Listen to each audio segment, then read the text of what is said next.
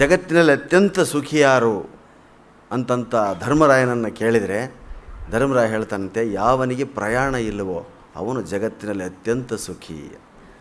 ಅದು ಆಗಿನ ಕಾಲದ್ದು. ಈಗಿನ ಕಾಲದ್ದು ಏನು ಮಾತು? ಯಾವನು ನಿಜವಾಗಿ ಸುಖಿ ಅಂದರೆ ಯಾವನ ಹತ್ರ ಮೊಬೈಲ್ ಇಲ್ವೋ.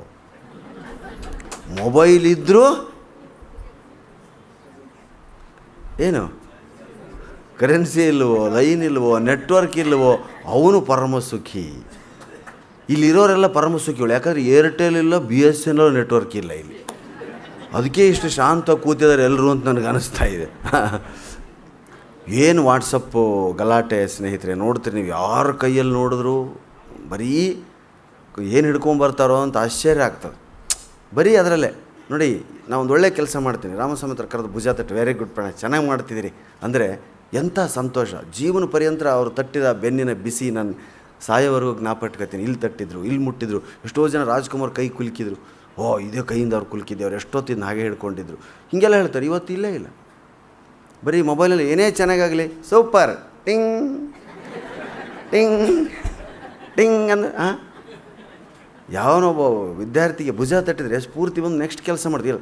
ಹಿಂಗೆ ಅಂದ್ಬಿಟ್ಟು ಅವ್ನು ಏನು ತಿಳ್ಕೊಬೇಕು, ಅವನು ಹಿಂಗಂದು ಅದಕ್ಕೆ ಸಂವಹನ ಇಲ್ಲ, ಮಾತೇ ಇಲ್ಲ. ಅವ್ರವ್ರ ಪಾಡಿಗೆ ಅವ್ರವರು. ಯಾಕಂದ್ರೆ ಬೆಂಗಳೂರಿನಲ್ಲಿ ಎಲ್ಲ ಒನ್ವೇ, ಮುಖ ನೋಡಲ್ಲ ನೀವು. ಬೆನ್ನೆ ಹಿಂಗೆ, ಅವ್ರು ಹಿಂಗೆ ಹೋಗೋದು, ಇವ್ರು ಹಿಂಗೆ ಹೋಗೋದು. ಮುಖ ನೋಡಬೇಕು ಅಂದರೆ ನಮ್ಮ ಕಡೆ ಇನ್ನೂ ಸ್ವಲ್ಪ ಬಯಲಿದೆ. ಇನ್ನೂ ಕೆಲವು ಜನ ಬೆಂಗಳೂರಿಗೆ ಬಂದಿಲ್ಲ, ಅಲ್ಲೇ ಉಳ್ಕೊಂಡ್ರೆ. ಅವರು ಬಂದಮೇಲೆ ಹಾಗೆ ಆಗ್ತಾರೆ. ಇನ್ನೂ ಅಲ್ಲಿ ಎದುರ ಬರ. ಈಗಲೂ ನಮ್ಮಲ್ಲಿ ಎದ್ದು ಬೆಳಗ್ಗೆ ತಂಬಿಗೆ ತೊಗೊಂಡು ಹೊರಗಡೆ ಹೋಗೋ ಪದ್ಧತಿ ಇದೆ. ಮೋದಿಯವ್ರಿಗೆ ಹೇಳಬೇಡ್ರಿ ಇದನ್ನು. ಇನ್ನೂ ಜನ ಅದೇನೋ ಅವ್ರಿಗೆ ಟೈಲೆಟ್ ಒಳಗಡೆ ಹೋದರೆ ಏನೋ ಆಗ್ತಿದೆ ನಮಗಂತ ಅನ್ನಿಸ್ತದಂತೆ.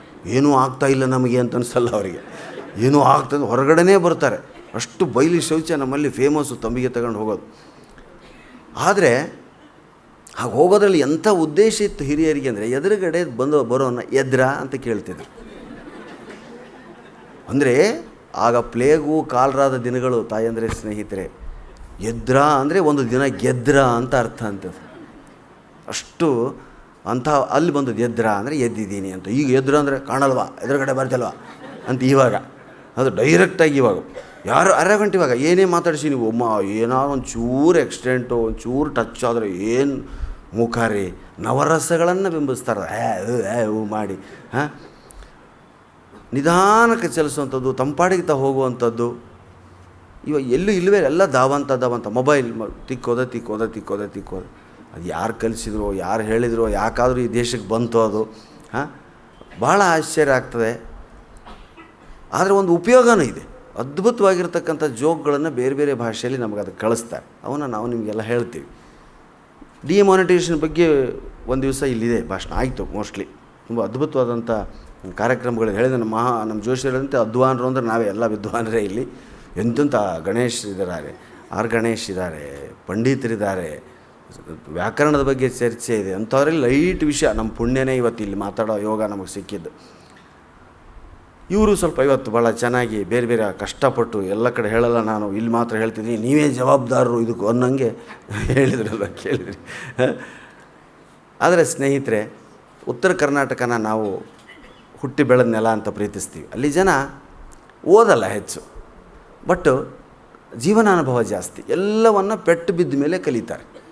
ಇಲ್ಲಿ ಬೆಂಗಳೂರಿನಲ್ಲಿ ತಾಯಿ ಮಗುನ ಸ್ಕೂಲಿಗೆ ಸೇರಿಸ್ಬೇಕಾದ್ರೆ ಬರ್ತಾಳಲ್ಲ, ಮೇಷ್ಟೇ ನಮ್ಮ ಹುಡುಗ ತುಂಬ ಜನ ಹೊಡಿಬೇಡಿ, ಹೊಡಿಬೇಡಿ. ಮತ್ತು ಹಾಗಮ್ಮ ಪಾಠ ಕಲಿಸೋದು, ಪಕ್ಕದವನು ಹೊಡೆದು ಬಿಡಿ, ಇವನು ತಿದ್ಕತಾನೆ.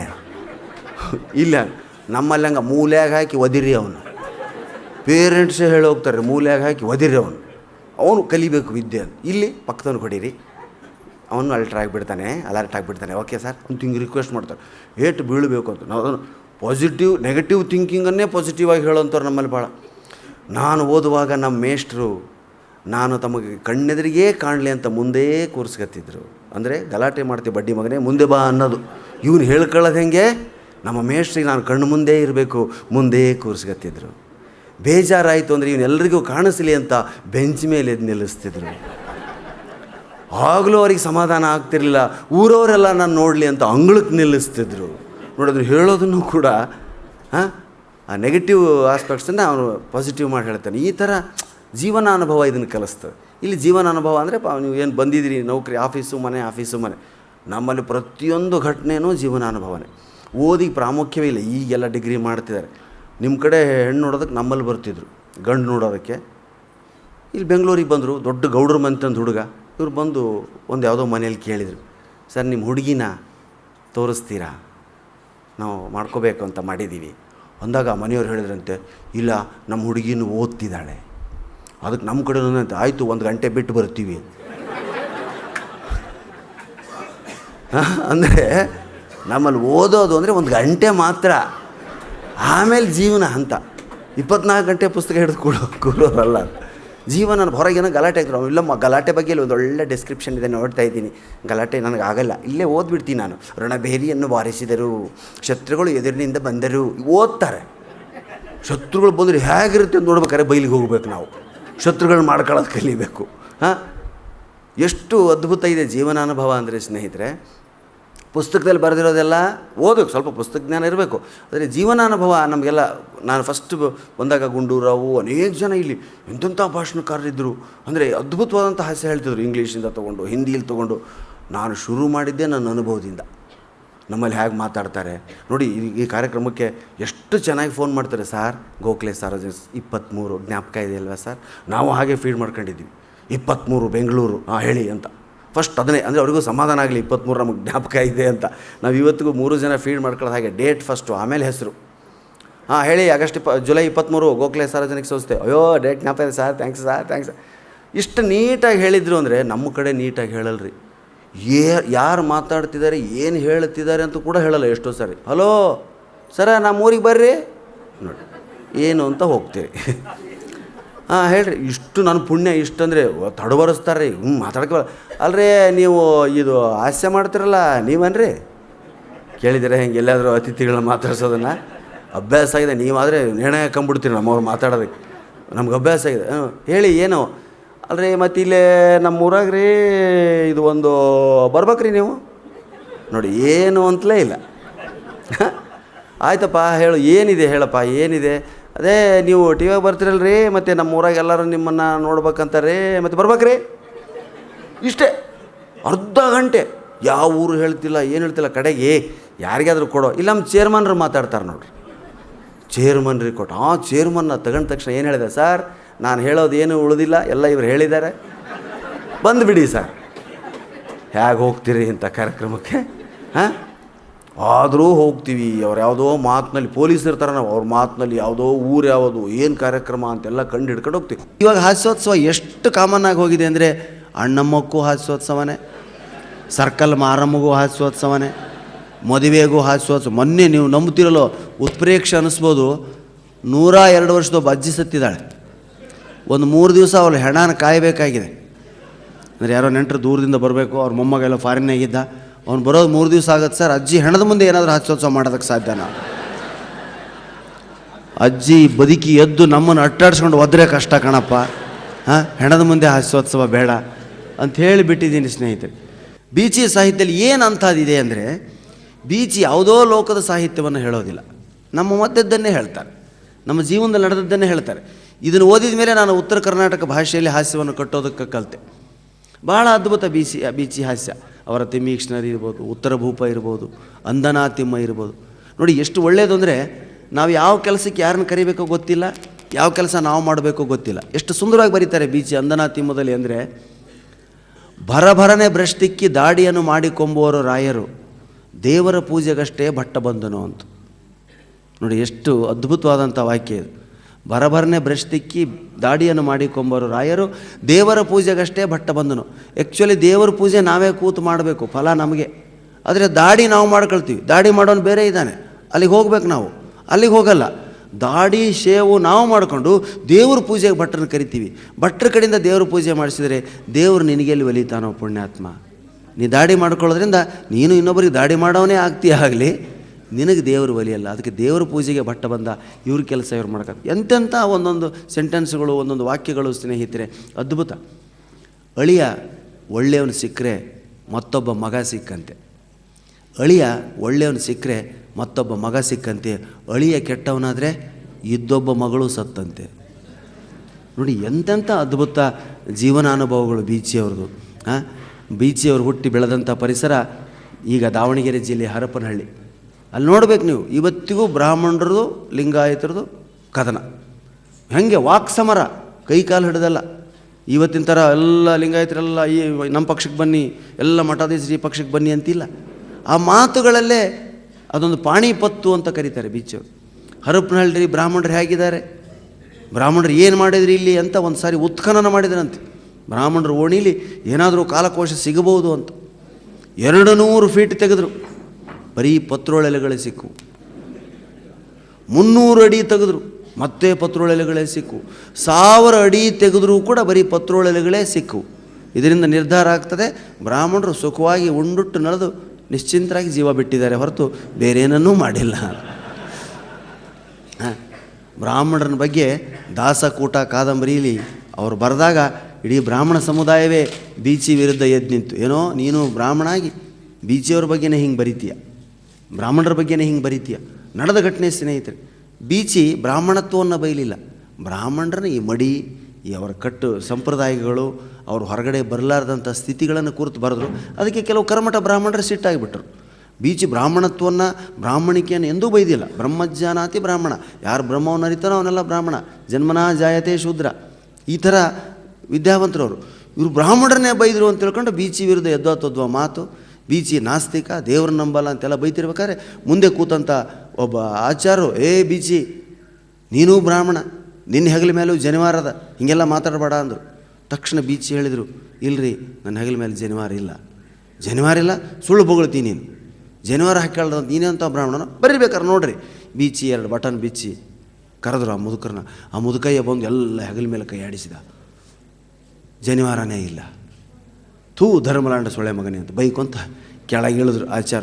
ತಕ್ಷಣ ಬೀಚಿ ಕೈ ಮುಗಿದು ಹೇಳಂತ, ಆಚಾರ ಜನಿವಾರ ಇರೋದು ಎಡ ಹೆಗಲ ಮೇಲೆ ಅಲ್ರಿ, ಬಲ ಹೆಗಲ ಮೇಲೆ ಅಂತ ತೆಗೆದು ತೋರಿಸಿ. ಅಂದ್ರೆ ಇವ್ರು ಬರೇ ಬ್ರಾಹ್ಮಣತ್ವನ ಪರಿಚಯ, ಜನಿವಾರ ಯಾವ ಭುಜದ ಮೇಲೆ ಇರುತ್ತೋ ಅನ್ನೋದು ಕಲ್ಪನೆ ಇರೋಂಗಿಲ್ಲ ಇವರಿಗೆ. ಈ ಥರ ಎಲ್ಲ ಹೇಳಿದಾಗ ಹಾಸ್ಯ ಪ್ರಜ್ಞರೆಲ್ಲ ನಕ್ಕರು. ಹೌದಲ್ಲ ಬೀಚಿ ನಗನಗ್ತಾ ಎಷ್ಟು ಚಂದ ಸತ್ಯವನ್ನು ಹೇಳ್ತಾನೆ. ಇವತ್ತೇನಾದರೂ ಬ್ರಾಹ್ಮಣರನ್ನು ಬೈತಾರಂತ ಕೆಲವರು ಸಿಟ್ಟಾದರೆ, ನಾ ಕೆಲವು ಊರುಗಳಾಗ ಬೀಚಿ ಬೈ ಬ್ರಾಹ್ಮಣರ ಬಗ್ಗೆ ಹೇಳಿದ್ರೆ ಬ್ರಾಹ್ಮಣರು ಭಾಳ ಸಿಟ್ಟಾಗ್ತಾರೆ. ಆದರೆ ನಮ್ಮ ಸಮಸ್ಯೆಗಳನ್ನು ಎತ್ತಿ ಹಿಡಿದು ನಮ್ಮ ಸ್ವಭಾವಗಳನ್ನು ತೋರಿಸುವಂಥ ಬೀಚಿ ಕಾದಂಬರಿಗಳನ್ನು ನಾವು ಕನ್ನಡಿಯೋಪಾದಿಯಲ್ಲಿ ಓದಿದರೆ ನಿಜಕ್ಕೂ ನಾವು ಸುಧಾರಿಸ್ಕೊಳ್ಳೋದಕ್ಕೆ ಸಾಧ್ಯ. ಬೀಚಿಯವರು ಬ್ರಾಹ್ಮಣರ ಬಗ್ಗೆ ಹೇಳಿದ್ದನ್ನು ಕೇಳಿದ್ರೆ ಭಾಳ ಜನರಿಗೆ ಆಶ್ಚರ್ಯ ಆಗ್ತದೆ. ಬ್ರಾಹ್ಮಣರು ಎಂದೂ ಒಗ್ಗಟ್ಟಾಗೋದಿಲ್ಲ, ಹೌದ್ರಾ? ಎಂದೂ ಒಗ್ಗಟ್ಟಾಗೋದಿಲ್ಲ. ಆದರೂ ಒಗ್ಗಟ್ಟಾಗ್ತಾರೆ ಬ್ರಾಹ್ಮಣರು. ಅವ್ರು ಒಗ್ಗಟ್ಟಾದ್ರೆ ಏನು ಅದರ ಅರ್ಥ? 4 ಜನ ಬ್ರಾಹ್ಮಣರು ಒಟ್ಟಾಗಿ ಒಂದೇ ಕಡೆಗೆ ಹೊಂಟಾರಂದ್ರೆ 5ನೇದವನು ಹೊತ್ಕೊಂಡಾರಂತನ ಅರ್ಥ. ಇದನ್ನು ಕೇಳಿ ಬ್ರಾಹ್ಮಣರು ಸಿಟ್ಟಾದ್ರೆ ಏನು ಮಾಡ್ಲಿಕ್ಕಾಗಲ್ಲ. ಇವತ್ತೇನೋ ಸುಧಾರಿಸಿರ್ಬೋದು ಪರಿಸ್ಥಿತಿ, ಒಪ್ತೀನಿ. ಆದರೆ ಇಷ್ಟು ನವಿರಾಗಿ ಬ್ರಾಹ್ಮಣಿಕೆಯನ್ನು ಜರೆದಂಥ ಧೀಮಂತ ವ್ಯಕ್ತಿ ಆಗಿನ ಕಾಲಕ್ಕೆ, ಈಗೇ ಸಿಟ್ಟಾಗ್ತಾರೆ ನಾವು ಬ್ರಾಹ್ಮಣರನ್ನು ಬೈದ್ರೆ. ಆಗಿನ ಕಾಲಕ್ಕೆ ಬೀಚಿ ಬರೆದು ದಕ್ಕಿಸಿಕೊಂಡ್ರು. ನಾವು ಕೃಷ್ಣೇಗೌಡರು ಎಷ್ಟೋ ಸಾರಿ ಮಾತಾಡ್ತಾ ಹೇಳ್ತೀವಿ, ಒಂದೊಂದು ಜಾತಿಗಳ ಬಗ್ಗೆ ಒಂದೊಂದು ಕಾದಂಬರಿಯನ್ನು ಬರೆದ್ರು ಬೀಚಿಯವರು. ದೇವನ ಹೆಂಡ ಬರೀ ವೈಶ್ಯ ಸಮಾಜಕ್ಕಾಗಿ, ವೈಶ್ಯಾಸ್ ಅಂತ ಕ್ವಾಮ್ಟ್ರು ಅಂತ ನಮ್ಮ ಕಡೆ ಕರಿತೀವಿ. ಕ್ವಾಮ್ಟಗರ ಸಂಸಾರಗಳಾಗಿರ್ತದೆ, ಕ್ವಾಮ್ಟ್ರು ಎಂಥ ಬಿಸ್ನೆಸ್ ಮೆನ್ಗಳು, ಅವ್ರ ಮನೆಯಲ್ಲಿ ಎಂಥ ಜಿಪುಣತನ ಇರ್ತದೆ, ಹೇಗೆ ಬೆಳೀತಾರೆ, ಇಡೀ ಜಾತಿ ಬಗ್ಗೆನೇ. ದಾಸಕೂಟ ಬರೀ ಬ್ರಾಹ್ಮಣರನ್ನು ಬೈದು, ಏನೋ ಬರೀ ಬ್ರಾಹ್ಮಣರನ್ನು ಬೈತೀನಿ ನೀನು, ಬರೀ ಪಾಟೀಲ್ ಪುಟ್ಟಪ್ಪ, ಕೋಚನ ಬಸಪ್ಪ ಇವ್ರ ಜೊತೆಗೆ ಅಡ್ಡಾಡ್ತಿದ್ದಿ, ಬರೀ ಬ್ರಾಹ್ಮಣರನ್ನು ಬೈತೀಯೇನು ನೀನು, ನಿಮಗೆ ಲಿಂಗಾಯತರನ್ನು ಬೈಬೇಕು ಅನ್ಸೋದನಂತ ಕೇಳಿದ್ರು ಅವರು. ಹೌದು ತಗೋ, ಖಾದಿ ಸೀರೆ ಬರೆದ್ರು, ಬರೀ ಲಿಂಗಾಯತರನ್ನು ಬೈದ್ರು. ಅದ್ರಾಗ ಒಂದೊಂದು ಜಾತಿಯ ಅವರ ಒಳ ಸುಳಿಗಳನ್ನು, ಅವರ ಒಳ ಜಗಳಗಳನ್ನು ಬರೆದು ಜಾತಿ ಬಗ್ಗೆನೇ ಒಂದೊಂದು ಕಾದಂಬರಿಗಳನ್ನ ಬರೆದು ದಕ್ಕಿಸಿಕೊಂಡಂಥ ಮಹಾನುಭಾವ ಬೀಚಿ ಅವರು. ಶೆಟ್ಟರ ಬಗ್ಗೆ ಎಷ್ಟು ಚಂದ ಬರೀತಾರೆ. ದೇವನ ಹೆಂಡದೊಳಗೆ ಕೋಮಟಿಗ ಸಮಾಜವನ್ನು ಕುರಿತು, ವೈಶ್ಯ ಸಮಾಜವನ್ನು ಕುರಿತು ಇಬ್ಬರು ಗಂಡ ಹೆಂಡತಿ ಇರ್ತಾರೆ. ದೇವನ ಹೆಂಡದೊಳಗೆ ಕೆಟ್ಟ ಜಿಪುಣರು, ಬೇಕಾದಷ್ಟು ಆಸ್ತಿ ಗಳಿಸಿರ್ತಾನೆ ಶೆಟ್ಟಿ. ಎಷ್ಟು ಜಿಪುಣ ಇರ್ತಾನವ ಅಂದ್ರೆ, ಟ್ರೈನ್ನಾಗ ಹೊಂಟಿರ್ತಾನೆ, ಅದು ಟಿಕೆಟ್ ಇಲ್ದ. ಟ್ರೈನ್ನಾಗ ಹೋಗೋ ಮುಂದೆ ಎದುರುಗಡೆ ಒಬ್ಬ ಚೀನಾದವ ಬಂದು ಕೂಡ್ತಾನೆ ಶೆಟ್ಟಿ ಎದುರಿಗೆ. ಒಂದು ಅರ್ಧ 2-3 ಸ್ಟೇಷನ್ ಹೋದ್ಮೇಲೆ ಆ ಚೀನಾದವನ ಹಣಿ ಮೇಲೆ ಒಂದು ನೊಣ ಬಂದು ಕೂಡ್ತದ್ರಿ. ಚೀನಾದವ್ರ ಅಭ್ಯಾಸ ಗೊತ್ತಲ್ಲ ನಿಮಗೆ, ಪಟ್ನ ನೊಣ ಪಡ್ಕೊಂಡು ಬಾಯಿಗೆ ಹಾಕೊಂಬಿಟ್ರು. ಶೆಟ್ಟಿ ಅಗಾದಾಗಿಬಿಟ್ಟ, ನೊಣ ತಿಂತಾನಲ್ಲಿ ಇವ. ಅಪ್ಪ ಚೀನಾದವ್ರು ನೊಣ, ಹಲ್ಲಿ, ಹಾವು ಎಲ್ಲ ತಿಂತಾರೆ, ಗೊತ್ತಿಲ್ಲ. ಏನು ಬಿಡಪ್ಪ.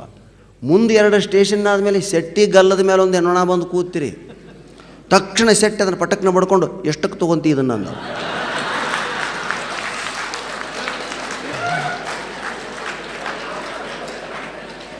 ಇದು ಶೆಟ್ರ ಬುದ್ಧಿ.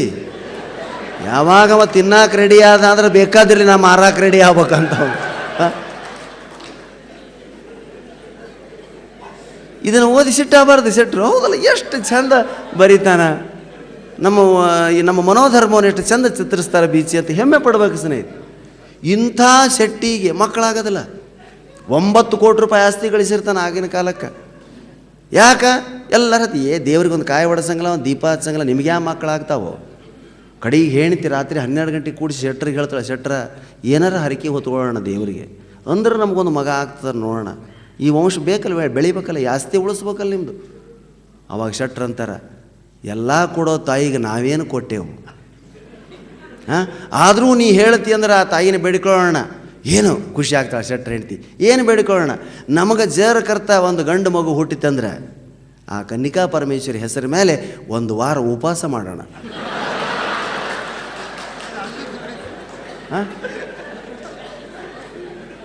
ಇದಕ್ಕಿಂತ ಇನ್ನೇನು ಬೇಕು ಸ್ನೇಹಿತ. ಮತ್ತು ಅಲ್ಲೂ ಉಳಿತಾಯನ ಉಪವಾಸ ಬೇಡಿಕೊಂತಾನಾಗಲೇ ಮಾಡೋದು ಬೇಡಿಕೊಳ್ಳಂಗಲ್ಲ. ಎಲ್ಲ ಕೀಲಾಗಿಟ್ಟಿರ್ತಾನೆ ಗಂಡ. ಹನುಮನ್ ದೇವ್ರಿಗೆ ಹೋಗಿ ಬೇಡಿಕೋತಾಳ, ಯಾರು ಶೆಟ್ರ್ ಹೆಣ್ತಿ, ನನಗೊಂದು ಗಂಡು ನಮ್ಮ ಶೆಟ್ರಂತೂ ಏನೂ ಖರ್ಚು ಮಾಡೋಂಗಿಲ್ಲ, ನನಗೊಂದು ಸಂತಾನ ಅಂತಂದ್ರೆ ನಿನಗೆ ಚಿಟಿಕಿ ಪ್ರಸ್ತಾವ ಮಾಡಿಸ್ತೇನೆ. ಹನುಮಪ್ಪಗೆ ಆಶ್ಚರ್ಯ ಆಗಿಬಿಡ್ತದೆ ರೀ. ಯಾರ್ಯಾರೋ ಎಂತೆಂಥದೋ ಮಾಡ್ಯಾರ, ಚಿಟಿಕಿ ಪ್ರಸ್ತಾವ ನಾನು ಕೇಳೇ ಇಲ್ಲ, ಕೊಡ್ಬೇಕು ಇವ್ ನಿಮ್ಮ ಮಗಳ ಅಂತ. ನನಗೆ ಚಿಟಿಕಿ ಪ್ರಸ್ತಾವ. ಪಾಪ ಹನುಮನ್ ದೇವರಿಗೆ ಸಹಿತ ಕನ್ಫ್ಯೂಸ್ ಮಾಡ್ತಾಳೆ ಶೆಟ್ರ್ ಹೆಣ್ತಿ. ಆತು ನವಮಾಸಗಳು ತುಂಬಿ ಶೆಟ್ರಿಗೆ ಮಗ ಹುಟ್ಟುತ್ತಾನ, ಚಿಟಿಕಿ ಪ್ರಸ್ತಾವ ಕಾಯ್ತಾನೆ. ಹನುಮಪ್ಪ ಯಾವಾಗ ಬಂದು ಕೊಡ್ತಾಳೆ ನೋಡೋಣ ಈಕಿ. ಬರ್ತಾಳ್ರಿ ಚಿಟಿಕಿ ಕೂಸಿನ ತೊಗೊಂಬಂದು ಮುಂದೆ ಹಾಕ್ತಾಳೆ. ಹನುಮಪ್ಪ ನಿನಗೆ ಚಿಟಿಕಿ ಪ್ರಸ್ತಾವ ಬೇಡ್ಕೊಂಡು ತಿರುಗಿ 1 ವರ್ಷ ಆಯ್ತು ಕೂಸಿಂದು, ಆದರೂ ನಂಗೆ ನೆನಪಿದ್ದಿಲ್ಲ, ನೆನಪು ಮಾಡಿದಿ. ಏನು ಚಿಟಿಕಿ ಪ್ರಸ್ತಾವ ಇದು ರೀ. ಹನುಮಪ್ಪ 3 ಸಲ ಚಿಟಿಕಿ ಹೊಡೆದು ಬಿಡ್ತಾಳೆ. ಹೆಂಗೆ ಇದೇ ಚಿಟಿಕಿ ಪ್ರಸ್ತಾವ. ಆ ಜನಾಂಗದವರೊಂದಿಗೆ ಬೆರೆತು ಅವರ ಮನೋಧರ್ಮವನ್ನು ಅರಿತು ಅವರ ಸ್ವಭಾವಗಳನ್ನು ಹಾಸ್ಯದ ರೂಪದಲ್ಲಿ ಹಿಡಿದಿಟ್ಟು ಅದಕ್ಕೊಂದು ಕನ್ನಡಿಯೋಪಾದಿಯಲ್ಲಿ ಅವರಿಗೆ ತೋರಿಸುವಂಥ ವಿಧಾನ ಇದೆಯಲ್ಲ, ಬಹುಶಃ ಇದು ಕನ್ನಡದಲ್ಲಿ ಬೀಚಿಯವ್ರನ್ನ ಬಿಟ್ಟರೆ ನಾನು ಯಾವ ಸಾಹಿತ್ಯಲ್ಲೂ ಕಾಣಿಸ್ತೀನಿ. ಇದಕ್ಕೆ ಸಿಟ್ಟಾಗಬಾರ್ದ್ರಿ ನಾವು. ಇದಕ್ಕೆ ಅತ್ಯಂತ ಹಾರ್ದಿಕವಾಗಿ ಒಪ್ಕೋಬೇಕು. ಆಗಿನ ಸಮಾಜ ಒಪ್ಕೊಂಡು, ಆಗಿನ ಸಮಾಜ ಶೆಟ್ರು ಲಿಂಗಾಯತರು ಎಲ್ಲ ನಕ್ಕರು. ಖಾದಿ ಸೀರೆ ಓದಿ ಎಲ್ಲ ಲಿಂಗಾಯತರು ಎದ್ದು ಕೂತ್ರಿ, ಏನು ಬರೀತೀರಿ ಖಾದಿ ಸೀರೆ. ಖಾದಿ ಸೀರೆ ಒಳಗೊಬ್ಬ ಸ್ವಾಮಿ ಇರ್ತಾನೆ, ಅವ ಎಲ್ಲ ಕೆಟ್ಟ ಕೆಲಸಗಳು ಮಾಡಿ ನೋಡಮ್ಮ ಮನಸ್ಸು ಸ್ವಚ್ಛಿದ್ರಾತು, ಮೈ ಏನು ಮಾಡಿದ್ರೆ ಏನು ಅಂತಿರ್ತಾನೆ. ಅಂದ್ರೆ ಆಗಿನ ಕಾಲದ ನಿತ್ಯಾನಂದನೇ ಅವನು. ಮನಸ್ಸು ಸ್ವಚ್ಛಿದ್ರಾತು, ಮೈಗೇನು ಸಂಬಂಧ ಇಲ್ಲ, ಮೈ ಮಣ್ಣಾಗೋದು ಸುಟ್ಟು ಹೋಗೋದು, ಮನಸ್ಸು ಸ್ವಚ್ಛ ಇರಬೇಕು. ಅವ ಒಂದು ಹುಡುಗಿನ ಸಾಕ್ತಾನೆ ರೀ, ಶಿವನಿಂಗಿ ಅಂಥೇಳಿ. ಆ ಹುಡುಗಿನ ಸಾಕಿ ಆ ಹುಡುಗಿ ವಯಸ್ಸಿಗೆ ಬಂದಮೇಲೆ ಆಕೆ ಮೇಲೆ ಕಣ್ಣು ಹಾಕ್ತಾನೆ ಅವ.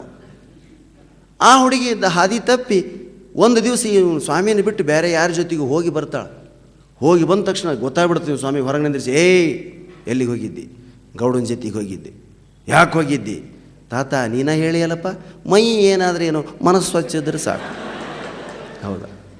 ಎಂತೆಂಥ ಅದ್ಭುತ ಸ್ನೇಹಿತರೆ. ಅದಕ್ಕೆ ದಯವಿಟ್ಟು ಆ ಕಾಲದ ಜನಜೀವನವನ್ನು ನೀವು ಅಧ್ಯಯನ ಮಾಡಬೇಕಾದ್ರೆ ದಯವಿಟ್ಟು ಬೀಚಿ ಕಾದಂಬರಿಗಳನ್ನು ಓದಬೇಕು. ಹೆಂಗಿತ್ತು ಜನ, ಹೆಂಗೆ ಹಾರ್ದಿಕವಾಗಿ ಸ್ವೀಕರಿಸ್ತಿದ್ರು, ಎಷ್ಟು ಚಂದ. ರಾಮಾಚಾರಿ ಹುಲಿಯ ಬೆನ್ನ ಮೇಲಿಂದ ಅಪ್ಪಟ ಬ್ರಾಹ್ಮಣರ ಚರಿತ್ರೆ. ನಮ್ಮ ಬ್ರಾಹ್ಮಣರು ಇಲ್ಲಿ ಅನೇಕ ಜನ ಇರ್ಬೋದು, ಬ್ರಾಹ್ಮಣರು ಕೈಲಾಗಂಗಿಲ್ಲ, ಮೈ ಹರ್ಕೊತೀವಿ ನಾವು. ಕುಸ್ತಿ ಆಡೋ ಶಕ್ತಿ ಇರಂಗಿಲ್ಲ ಬ್ರಾಹ್ಮಣರಲ್ಲೇ. ಭೂತ ಸಮಯ ಅಂತ ಕರೀತಾರೆ. ತುಪ್ಪ ಗಿಪ್ಪ ತಿಂದು ದಪ್ಪಿರ್ತೀವಿ, ಶಕ್ತಿ ಇರಂಗಿಲ್ಲ, ಅಂಜು ಪುಕ್ಕರು ಭಾಳ ನಾವು. ಹೀಗಾಗಿ ಬ್ರಾಹ್ಮಣರ ಸಿಟ್ಟು ಏನಿದ್ರು ಮಾತಿನಾಗ ಬೈಗಳೊಳಗೆ. ಮುಂಜಾನೆ ಒಬ್ಬ ಲಿಂಗಾಯತರ ಸ್ವಾಮಿಗಳು ಒಂದು ಚಪ್ಪಲಿ ಅಂಗಡಿ ಮುಂದೆ ನಿಂತಿದ್ರು ಹರಪನಹಳ್ಳಿ ಒಳಗೆ. ಆಚಾರ ತಂಬಿಗೆ ತೊಗೊಂಡು ಹೊಂಟಿದ್ರು. ಸುಮ್ಮನೆ ಇರಬಾರ್ದಿಲ್ಲ ಆಚಾರ, ಯಾಕ್ರಿ ಸ್ವಾಮಿಯಾರ ಚಪ್ಪಲಿ ಅಂಗಡಿ ಮುಂದೆ ನಿಂತಿರಲ್ಲ ಅಂದರು. ಪಾಪ ಸ್ವಾಮಿಗಳು ಲಿಂಗಾಯತರ ಸ್ವಾಮಿಗಳು, ಸುಮ್ಮನೆ ನಿಂತಿಲ್ರಿ ಆಚಾರ, ನಾನು ಚಪ್ಪಲಿ ತೊಗೊಳಕ್ಕೆ ನಿಂತೀನಿ. ಎಷ್ಟಕ್ಕೆ ಮುಗಿಸಿರಿ? ಚೌಕಾಸಿ ನಡೆದೈತ್ರಿ. ತಕ್ಷಣ ಆಚಾರ ಅಂದರು, ಬಾಯಿ ಹಾಕಿರಿ ಸ್ವಾಮಿಯಾರ, ಬಿಡಬೇಡ್ರಿ ಅಂದರು. ನೋಡ್ರಿ ಚಪ್ಪಲಿ ಅಂಗಡಿ ಅದು, ಬಾಯಿ ಹಾಕಿರಿ ಬಿಡಬೇಡ್ರಿ. ಸ್ವಾಮಿಗಳಿಗೆ ಅರ್ಥ ಆಯ್ತು, ಆಚಾರ್ಯ ಮಗ ಬತ್ತಿ ಇಟ್ಟ ನನಗೆ. ಆದರೆ ಜಗಳ ಆಡ್ತಿದ್ದಿಲ್ಲ, ಮಾತಿನಾಗ ಉತ್ತರ ಕೊಡ್ಬೇಕ್ರಿ. ಅದು ಆಗಿನ ಕಾಲದ ಜನರು. ಈಗ ನಂಗೆ ಮಚ್ಚು ಲಾಂಗು ಹಿಡಿತಿದ್ದಿಲ್ಲ, ಮಾತಿನಾಗೆ ಉತ್ತರ ಕೊಡ್ತಿದ್ರು. ಯಾವಾಗ ಚಪ್ಪಲಿ ಅಂಗಡಿ ಮುಂದಿಂತ ಬಾಯಿ ಹಾಕಿರಿ ಸ್ವಾಮಿಗಳು ಅಂದರು ಅಂದ್ರೆ ನಾನು ಇವ್ರಿಗೆ ಮಾತಿನಾಗ ಉತ್ತರ ಕೊಡ್ಬೇಕು ಅಂಥೇಳಿ, ಹೌದು ಆಚಾರ್ಯ ಬಾಯಿ ಹಾಕಿನಿ, ನಾ ಬಿಡಂಗಿಲ್ಲ, ನೀವು ಅರ್ಜೆಂಟ್ನಾಗ ಅದೀರಿ, ಹೋಗಿ ಬರ್ರಿ, ನಾ ಎಷ್ಟಕ್ಕೆ ತೊಗೋಲ್ನಾಕ ನಿಮ್ಮ ಕಿವಿ ಮ್ಯಾಗ ಇಟ್ಟ ತೊಗೊತೀನಿ ಅಂದರು. ಅರ್ಥ ಆಗೋರಿಗೆ ಆಗ್ಬೇಕು ಸ್ನೇಹಿತರೆ ಮಾತಿನ ಮರ್ಮ. ಅದಕ್ಕೆ ಹಿರಿಯರು ಆಗಿನ ಕಾಲಕ್ಕೆ ಜಗಳಾಡ್ತಿರೋದು ಅದನ್ನು ಬರ್ಕೊತಿದ್ವಿ ನಾವು. ಅಷ್ಟು ಚಂದ ಜಗಳಾಡ್ತಿದ್ರು ಆಗಿನ ಕಾಲದ ಹಿರಿಯರು ಅಂತ ಬಿಚ್ಚಿ ಬರೀತಾರೆ. ಇವತ್ತು ಜಗಳಗಳಿಲ್ಲ, ಬರೀ ರಕ್ತಪಾತ. ಇವತ್ತು ರುಂಡ ಮುಂಡ ಬೇರೆ ಆದವು, ಕೈ ಒಂದು ಕಡೆ ಬಿದ್ದದ್ದು, ಕಾಲು ಒಂದು ಕಡೆ ಬಿದ್ದದ್ದು ನೋಡ್ತೀವಾಗಲಿ. ಮಾತಿನ ಜಗಳವನ್ನು ನಾವು ಎಲ್ಲಿಯೂ ಕಾಣುವೆ. ಮಾತಿಲ್ಲ ಇವತ್ತು ನಮ್ಮಲ್ಲಿ. ಮಾತೆಲ್ಲ ಹಾಳಾಗಿ ಹೋಗಿಬಿಟ್ಟವ. ಮಾತಾಡೋದಕ್ಕೆ ಬರೋದಿಲ್ಲ ನಮಗೆ. ಹುಲಿಯ ಬೆನ್ನ ಮೇಲಿಂದ ಬ್ರಾಹ್ಮಣ ಸಮಾಜದ ಚರಿತ್ರೆ.